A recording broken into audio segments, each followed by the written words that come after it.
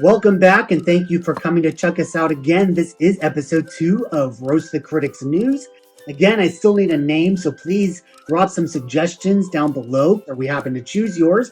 We will be giving you a shout out. But now the year is over. Let's take a look back at the movies that we saw in 2024. And I'm not going to do a best of video or a worst of video just because I didn't see as many as I would have liked to. So I'm just combining them all, and then I'm just going to save the best 3 for last. All right, let's get to it. Early on in the year, I saw Arthur the King. You may not remember that. No, I'm not talking about a kid in King Arthur's court or anything related to Camelot.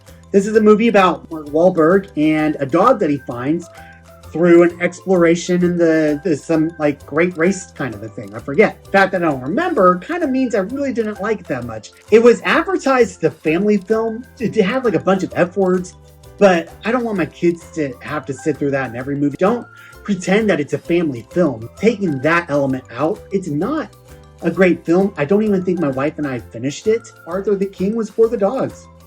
One that I really liked, I believe you can catch it on Apple Plus, Steve Martin, a documentary in 2 pieces. What a joyful film. It was just so joyful. Now, it's not one that I have to go back to watch again and again. You know, and those are the movies that I reserved for the top spots, the best of the year. However, it was still a very good film. And I really appreciated that the film dedicated to honoring John Candy's memory, but the film was just fantastic. I would even say it was more entertaining than the book that Steve Martin wrote, Ford Standing Up. I loved the book, but it spoke more about his career as a comedian. I like this documentary better because it focuses more on his career as an actor in the movies that we all know him from. With dystopian movies, I want to see how it all went down. That's the part that I'm most interested in. So many of them, they just jump way into the future. The way it all went down is just explained in a paragraph of a dialogue. I really like to see it. I want to see the transition from society as we know it into what it will become when the aliens attack, or the monsters come out from under the ground, or the rapture, or whatever happens. I like to see that transition that a society as a whole takes together and how people will cope in different ways. Civil War did not do that. Civil War just was another one of those that just jumped right into the future. They've been living this way for a long time. I want to see the prequel. That's what I'm more interested in. I want to see how it all broke out. How did the Civil War actually happen? That's the stuff I'm really interested in. I will say, Civil War did have a lot of scenes that surprisingly kept me on the edge of my seat. Were the sum of those parts, did they equal a great movie? I don't think so. It's nothing I want to go back to for any reason. This next film, I think I had way too high of an expectation for it. I wanted the behind the scenes stuff of making a film and just the drama that actors put themselves through. Fall Guy did not live up to that standard. Fall Guy was not actually a movie about a stunt man and how he goes about his work behind the scenes as a stuntman. It was more a fantasy movie about a stuntman having to become an actual stuntman in real life, which at that point I check out. Not that I don't love a good action movie. This just wasn't even that great of an action movie, but I wanted the movie to be more about Ryan Gosling's career as a stuntman. I think that would have made a much more compelling film. And what really brought it down for me too was it was one of those movies where the love story just totally takes over. And when that happens, and that's not how the film is advertised, I know it was advertised as some sort of a love story. It just turned out to be a romantic comedy. Fall Guy was not a good movie, no. This movie is not in the top 3 because I don't plan on going back to it. And maybe I will, but I will say it deserves that spot in the top 3 because it was so surprising how much it moved me to tears. Now, yes, I'm a crybaby to begin with, but this one took me a couple of hours to control myself. The reason I think is because I did have an imaginary friend growing up. I cried hard.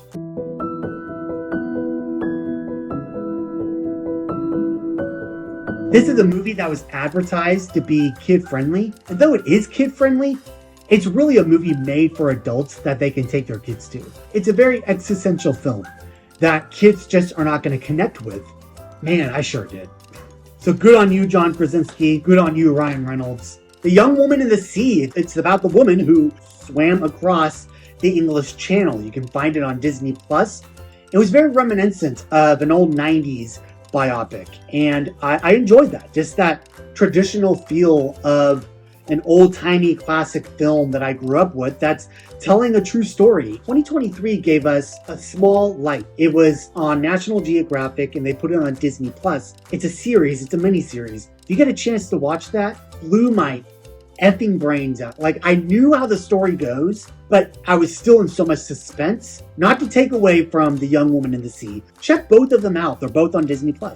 If you're wondering what Ron Howard's been up to, check out Jim Henson, Idea Man, also on Disney+. That was a very good film. I read the Jim Henson biography, which I highly recommend. I actually read it one night when I was having some really, really nasty tummy troubles. And that's just to show you how quick of a read it was. Or just how bad that night was. But yeah, I love Idea Man because the behind-the-scenes look of how these Muppets work, the magic and the puppetry and the talent and the skill. Such great footage that was shown, and I really enjoyed that film. Again, like the Steve Martin one, it's not one I have to go back to, but still a very enjoyable documentary.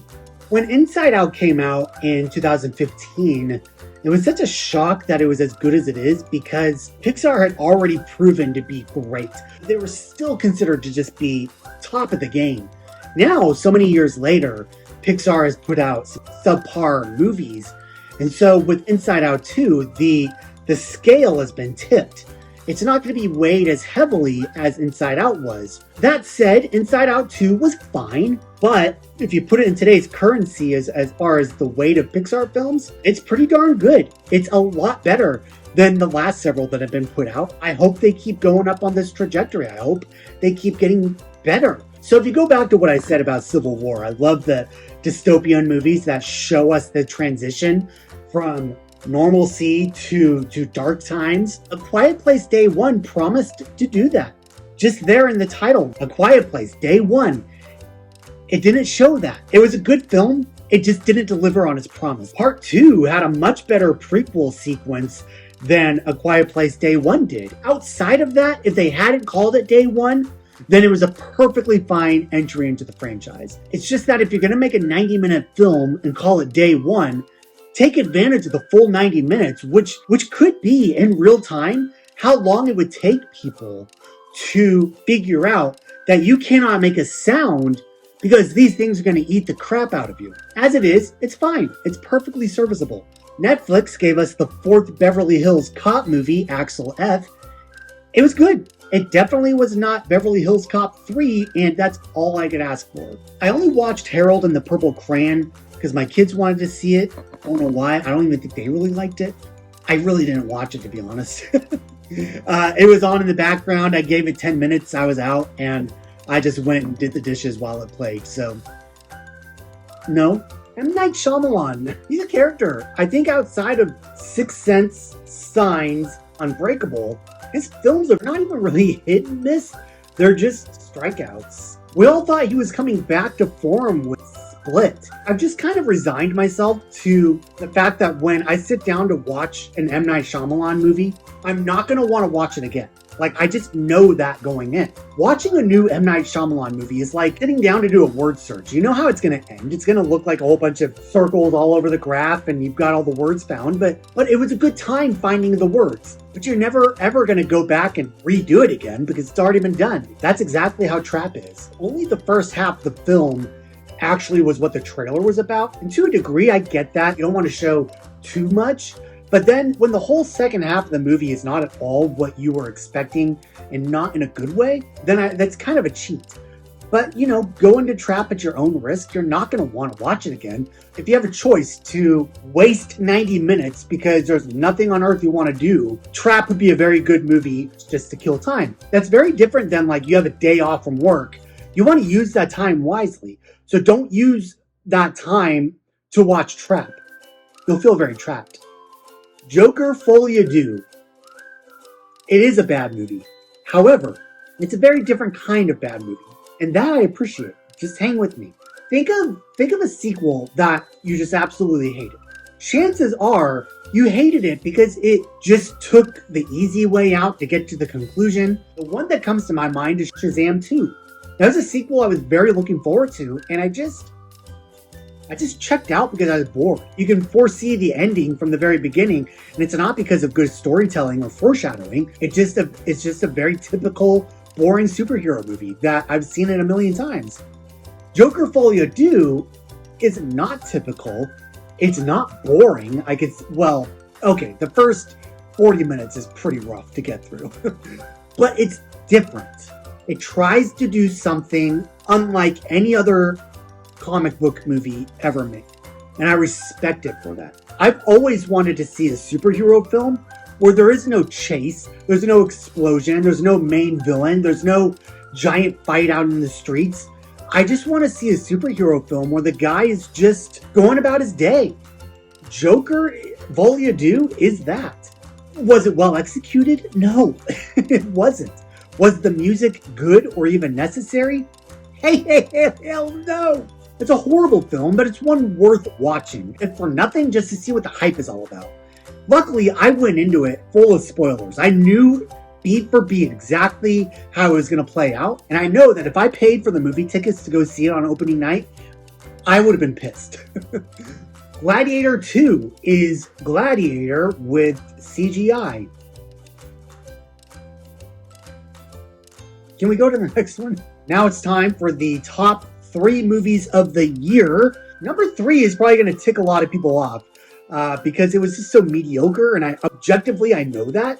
But I love the original Twister so much. And the fact that they didn't F it up with Twisters, that kind of means the world to me. I'm the biggest Twister fan. I have watched it more times than I've told my children I love them, okay? Twisters really lived up. It certainly wasn't as scary as the first one, if you want to call the first one scary by any means. It did what it was supposed to do. It was supposed to get you into the theater, turn your brain off, and just watch a whole bunch of tornadoes just ride things up. And it did. And the characters were actually likable. I really like Glenn Powell. I think he's going to be the celebrity that my kids are going to grow up with, like I did with Tom Cruise.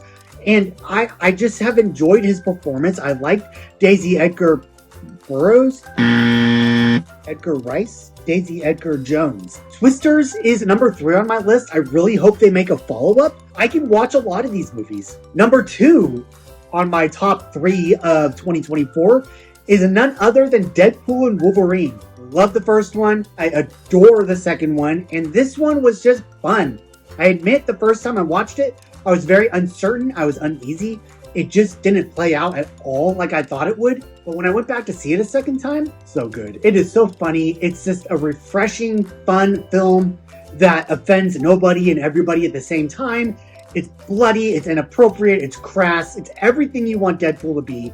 I'm so glad they made it. And way to go, Ryan Reynolds, once again. And finally, for the best movie of 2024, in my opinion, it's Mufasa! Mufasa! Just kidding. I'm never gonna watch that shit.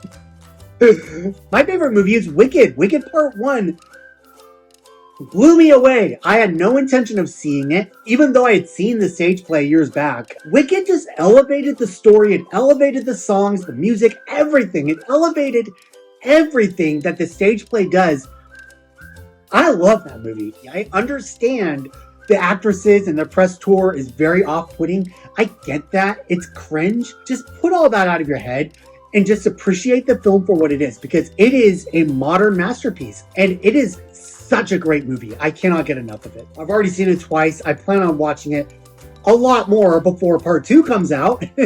And I will see you with my most anticipated movies of 2025. Hell no! Was the music good or even necessary? Hell no! Hell no! Maybe I should try out to be the next Joker. Huh. No! They're just, hey, how you doing? Yeah, I just grabbed something. Oh, good. I was trying to get Crayon. You were doing great. I just saw you. That was all.